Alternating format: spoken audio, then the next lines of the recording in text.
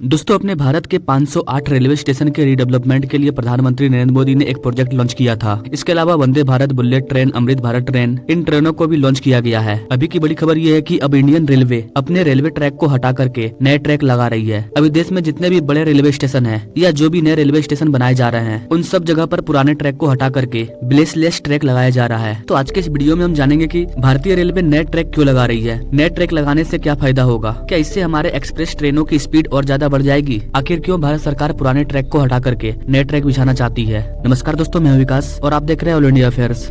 दरअसल दोस्तों, अभी जो ट्रैक उपयोग में लाया जा रहा है, यानी कि वर्तमान में हमारे पास जितने भी ऑपरेशनल ट्रैक हैं, जिन पर ट्रेनें चल रही है, उनका मेंटेनेंस कॉस्ट काफी ज्यादा है। इन ट्रैक में रेगुलर मेंटेनेंस की जरूरत होती है। हमारे ग्रुप डी के वर्कर्स हर दिन इन ट्रैक के बीच में फंसे धूल, पत्थर, इन सभी चीजों को निकालते रहते हैं। इसके लिए कभी कभी बड़े मशीनों की जरूरत होती है। लेकिन अगर ब्लेसलेस ट्रैक की बात करें तो इसका मेंटेनेंस कॉस्ट काफी कम होता है। इसे रेगुलर बेसिस पर मेंटेन करने की कोई जरूरत नहीं है। इसका यूज बुलेट ट्रेन के लिए भी किया जाता है, क्योंकि ये हाई स्पीड रेल ट्रैक है। सबसे पहले सरकार इन नए रेलवे ट्रैक्स को देश के बड़े बड़े जंक्शन पर लगाना चाहती है, जहां पर हर रोज हजारों ट्रेनें गुजरती है और लाखों लोग यात्रा करते हैं। क्योंकि जहां पर हर दिन हजारों ट्रेन गुजरेगी, वहां ट्रैक के डेली बेसिस पर मेंटेन करना पॉसिबल नहीं है। और यही कारण है कि जल्द से जल्द सभी जंक्शन पर पुराने ट्रैक को हटा करके नए ट्रैक को लगाया जाएगा। बताया जा रहा है कि इससे हमारे ट्रेन की जो स्पीड है वो भी इंक्रीज होगी और मेंटेनेंस कॉस्ट भी बच जाएगा। अभी सरकार हाई स्पीड ट्रेन लॉन्च कर रही है। बुलेट ट्रेन का ट्रैक तैयार किया जा रहा है। देश के लगभग सभी राज्यों में वंदे भारत एक्सप्रेस लॉन्च हो चुका है और वंदे भारत की जो मैक्सिमम स्पीड है वो 180 किलोमीटर है। लेकिन स्पीड रेस्ट्रिक्शन की वजह से 160 या 130 किलोमीटर पर आवर तक वंदे भारत चलाया जाता है। हालांकि अभी की लेटेस्ट रिपोर्ट के अकॉर्डिंग अब जो नया वंदे भारत लॉन्च किया जाएगा